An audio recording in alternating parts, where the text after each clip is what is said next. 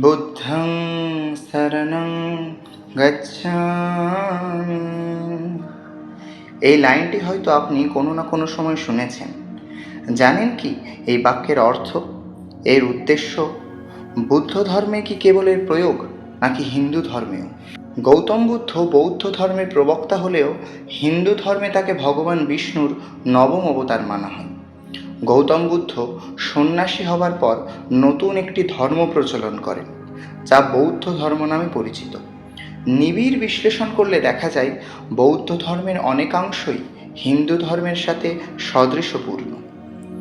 বৌদ্ধ ধর্মে প্রচলিত প্রধান 3টি শ্লোক হল: বুদ্ধং শরণং গচ্ছামি, ধর্মং শরণং গচ্ছামি, সংঘং শরণং গচ্ছামি।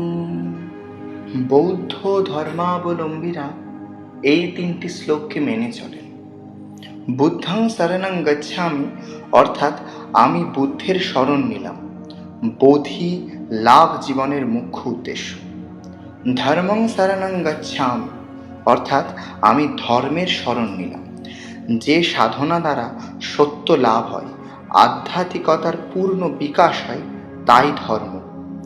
সংঘং শরণং গচ্ছামি অর্থাৎ আমি সংঘের শরণ নিলাম, যেখানে পূর্ণ জ্ঞান লাভের জন্য ধর্মের সাধনা সম্যকভাবে করা যায়, তাই সংঘ। এই 3টি মন্ত্রকে একত্রে ত্রিশরণ মন্ত্র বলা হয়।